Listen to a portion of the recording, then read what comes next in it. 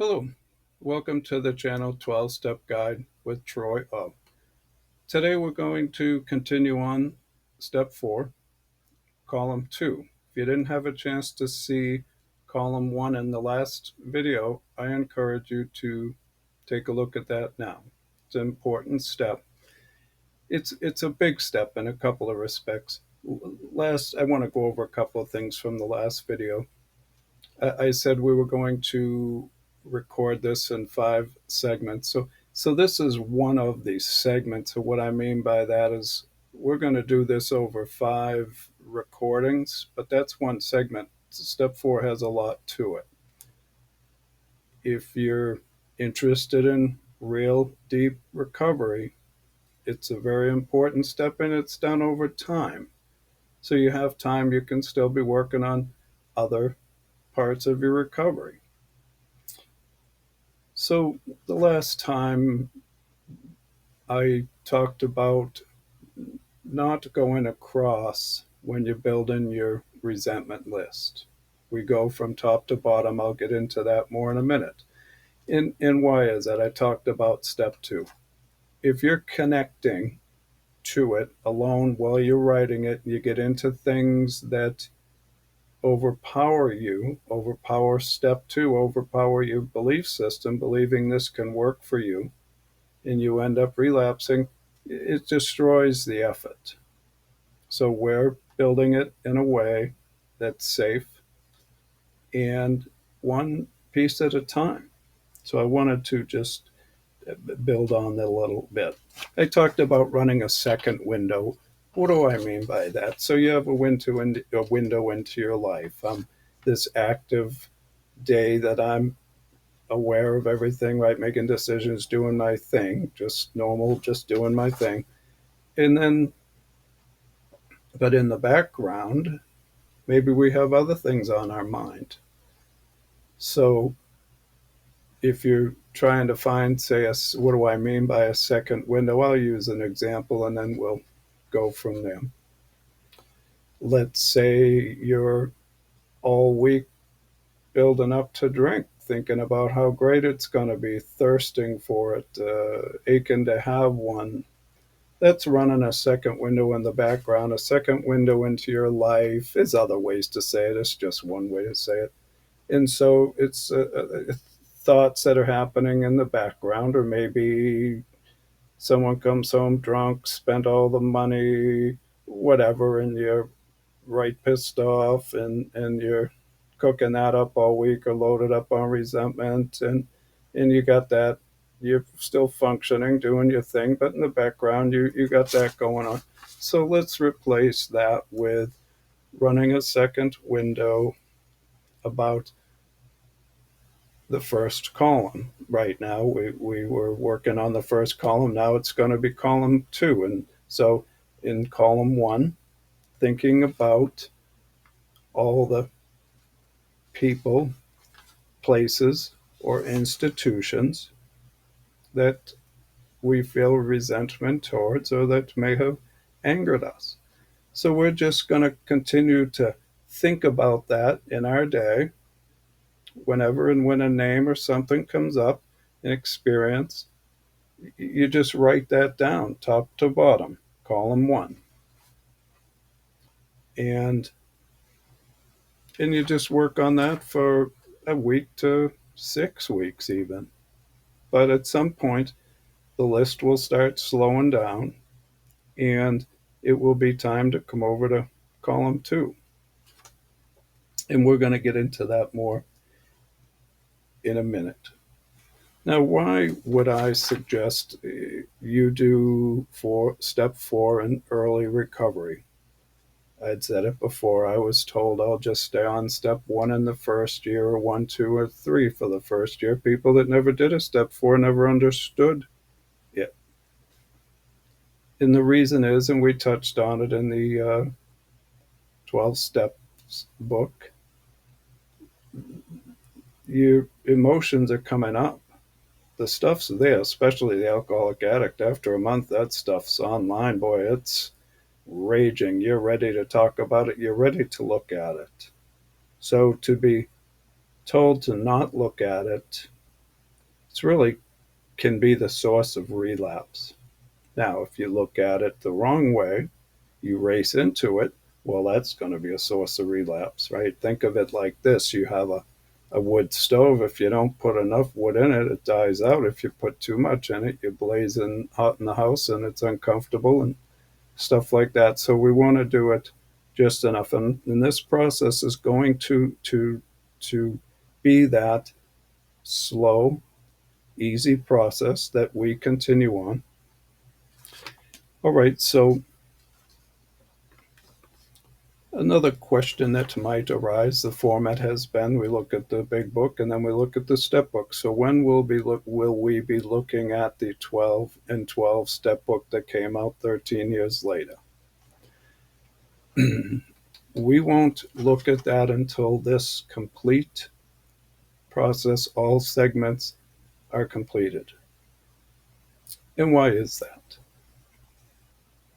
Imagine a scenario where you want to go to a concert, ballet, baseball game, football game, something like that. So someone gives you the directions how to get around the park once you get there, the park or coliseum or theater, whatever it is. So you got directions how to get around it when you get there, how do you get to your seat and all that.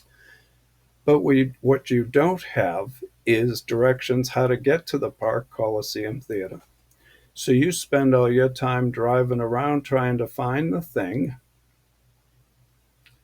So the directions, no matter how good they are, really don't mean anything if you can never get there. And so what do I mean by that? I believe my experience in recovery over it again, it started back, we're going to say 40 years ago when I was doing meetings all the time, big book meetings, step book meetings, and I was reading this stuff all the time, truly trying to understand it.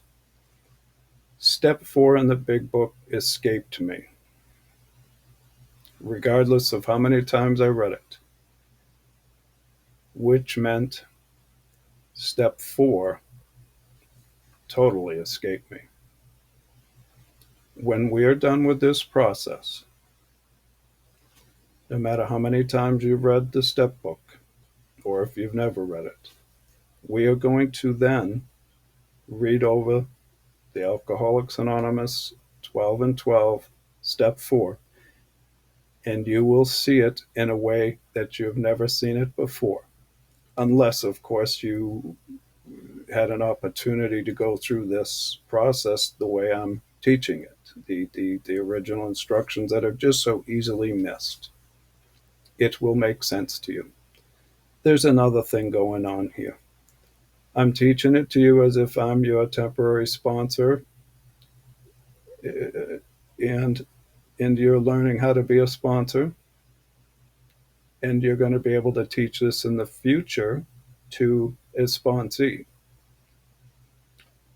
So I hope you found that helpful.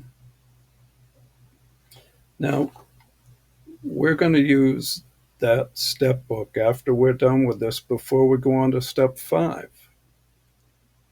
And what we're going to do is understand what Bill's saying in that to really open up our mind before we go to our sponsor in step 5 to convey our list. So it will be very helpful then, whereas if I try to introduce some of it earlier on, I think the value wouldn't be there. And it should make sense then. So in the Alcoholics Anonymous Big Book, I've got the original version. It's going to be page and how it works at page 77 in the original book. So we had started reading the last time, but now we're at the instructions. I'm going to go over column 1 again. In dealing with resentments, we set them on paper. We listed people, institutions, or principles with whom we were angry. I went over that on the last video, so I encourage you to see that if you aren't clear on all that. Top column 1, top to bottom. Do nothing in the other columns 2, 3, 4, 5 until column 1 is complete. Now we're going to get into the second column. It's going to be very short today. Now I'm going to tell you a story that I think will help. We asked ourselves why we were angry. Period. I'm going to set the book down. There's nothing more to contemplate today other than what we talk about here. So we ask ourselves why we were angry. So that's column 2. I'm going to show you an example of the list now with the first and second columns filled out. Column 1, people, institution, or principles with whom I am angry. The who. Second column, why I'm angry. We're trapping doors. And those doors we're going to walk through later with our sponsor. Out of the 5 columns, the most room you would need is column 2. And why is that? I'll go over a quick example. That clown that I spoke about earlier, he went back to jail and after selling drugs, and so just I know what the rest of it is. We're gonna do a case study on him, and we'll see how much this evolves. Maybe I'll do a little 5th step stuff on it myself. It's pretty active. Some of the motivation, all of the motivation that woke me up, and here I am. So anyway, column 2, top to bottom, just a couple of words, just a few words. That's it. Trap the door. If you're in the Department of Corrections or in some facility or some place or around the house and you don't want others to know what's on that list, you write in code just enough so that when you come back to your list later, you know why you were angry. That's all. Top to bottom, column 2. After you've done column 1, you're going to stay disconnected. You can just bebop along. Just a couple of ideas. You're not trying to open it up or think about it or burn in it or anything. You just top to bottom take a week, take a couple of weeks if you need it. If you needed more than that, take it. It's one thing for the stuff to be coming up. It's another thing to be dawdling along in recovery, sitting in your shit, not doing anything about it. You know how to do it. You're just not getting to it. It's up to you. It's your list. There'll be plenty of people you'll hear say, oh, do step 1 in the first year. If you want recovery, you want to feel better, you want the promises to come true, not in several years, but maybe like starting now and some freedom and moving forward. And here's the process. I'm helping you with it. So I'm going to tell you a story, and I hope this helps. So that's it for the directions. If you don't want to hear the story, come on back to the next time. After today, I'm going to need to move right along with you on this stuff because it's going to start to get pretty interesting, the information. There's going to be a lot of information we'll need to cover in a short time to try to keep these videos, short as they can be. So I had told you earlier, I worked as a security officer at a hospital. And one day they brought in a overdose patient. He had OD'd on opiates. And of course they call me in because who knows what happens when they bring him around, if they bring him around. So I'm standing there in full cop uniform. We were all in full dress, so there was no question I looked just like a cop. Anyway, he's laying there out like a light, and they put the Narcan to him. Now, Narcan is a disruptor in the brain. It blocks the good time, and suddenly you're clear-minded. So they put the Narcan to him, and he sits right up, looks right at me, and says, "You're the voice in my head." And flops back down out like a light. And I got a nurse to the left of the bed, doctor to the right, another nurse, and then the EMT off the other side. All of them look at me like real quick, like, well, that was new and different. And I'm thinking, boost him again. Let's see what else is on his mind, right? Well, they hit him again with this stuff, and he sits right up off of that, down that table, looks right at me again, and says, "You're the voice in my head." And I'm like, well, I never heard that before. We go through this 5 or 6 more times. And finally, he comes around, and of course, I back right off. I figure it's gibberish or whatever. And the nurses and all, and doctor, and they're fitting him with his charcoal drink and whatnot. And I'm thinking nothing of it, backed up in the kind of in the corner. It was a fairly big room. And I don't know, 15 minutes go by, and his wife comes in a leather jacket. She's 5'4". Now I'm standing there, I'm 6'4". And he immediately says to her, "He's the voice in my head." She comes zipping over to me, right up to me, looks right up at me and says, "You've been in his head for a year." And I don't know what's happening. I'm like, I'm the one intimidated here. And he's just looking at me. They're not seeing anybody else in that room but me. And I haven't got a clue what's going on. And now I'm going to tell you what happened. And the reason I'm telling you this story is this is about step 4. It's about step 4. It's about step 8. A year earlier, this is going back a ways now. I worked 9 years at the hospital. I haven't worked there for 13 years or something. So we're going back a long time in a different place, not giving any names or anything like that. So a gentleman comes into the hospital via the police in handcuffs, and he's having a psychotic break to do with a war 40 years earlier. It wouldn't be the first time I'd met someone in that position. Laos, for example, back when I was 20. Anyway, back to the story. And the sergeant said he's staying in handcuffs. And what's exceptional about that is, in the whole 9 years that I worked at that hospital, it was the only time ever that someone stayed in handcuffs the whole time that I watched them. There was strict protocol around that. Doctors typically wouldn't allow it. So he was laying in the bed, and he's got my handcuffs on one side and the sergeant's on the other, and he's just laying there, comfortable as far as that goes, but out of his mind. He bent my handcuffs even. Anyway, for the next, I was on a 12-hour shift. He had just come in. So because he was in handcuffs in this position, I had to stay right there next to him the whole time.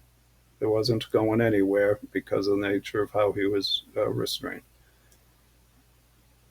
So for 11 hours, we started step 4 through 8. And what do I mean by that? Well, every once in a while, I'd find a piece of him. He would start talking coherent for a little bit, and I'd start asking questions, the same process I'm going to teach you here. And then he'd lose it, and he'd be out of his mind for a bit, and then we'd come back to it. He'd find something else, whether it was starting at 8 and coming back to 4, starting at 4, coming back to 8. We'd find a piece of him. I'd ask the same basic questions that I'm going to teach you here. It was nothing profound. But we continued to do that for 11 hours. And he found pieces of himself there. And then I left. He was still out of his mind when I left. I'd never thought about it anymore. I hadn't seen him. Well, that year later, we talked for hours, me, him, and his wife, hours. And it had had a profound effect on him. He wasn't lost anymore. When things come up, he could track them. He could make sense of them. He could sort them out. And the psychotic breaks were far less. It was clearly very impactful to him, from him. and his wife. I had never seen it or experienced it in that way before. In myself, the trust in that process deepened even more.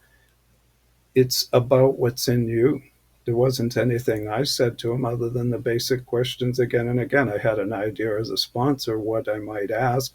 I was EBT in that situation. We read EBT came to Bill in the hospital. Bill's at best 2 weeks over when he's doing step 4, right? We covered that the last time. He's only a couple weeks sober, and him and EBT made a list. So Ebby's walking him through that. And it was clearly profoundly helpful for him. He never drank again. Now, Bill was in the war, World War One, but war is a whole lot of things to a whole lot of people. It can do a whole lot of stuff and you don't know just how deep people were in there, what happened. So there's a whole lot of things. He still had, this gentleman that I'm talking about still had problems to work through, but there was a marked difference in how he functioned in his life. I hope that story helps you to understand the process. And again, you'll make much more sense of this. And as a sponsor, and when you see it in the book, it will make far more sense to you. When we go then into the step book, it will make far more sense to you. I trust me on this. I promise. If you start hearing something that seems funky to you, well, you're all thinking for yourself, right? You're gonna think for yourself. Don't hesitate to let someone else, your sponsor, someone else in the program, your counselor, be informed about the process that you're doing. It's a very simple, safe process. It's just going to take some time. And I'm very grateful to be able to be here and to do this with you. It's truly the promises coming true. All right, well, listen, next time we're going to start column 3. Same format from the Alcoholics Anonymous Big Book. And I'm going to have a lot of reading to do to break out a bunch of information for you to understand it better. And that's okay. You'll follow along. We'll understand each piece of it. It's a remarkable process that the gift Bill left for us. Thank you very much for listening. Have a nice day. If you found this video helpful, please like and subscribe. Ring the bell to be notified when new content is added. Also, you can support the channel 12-Step Guide with Troyo by donating through PayPal to hsworldservice@yahoo.com. In Step 4, we lay the groundwork for the 9-step promises. One of those promises is that we will intuitively know how to handle situations which used to baffle us. Keep moving forward. It's worth the effort,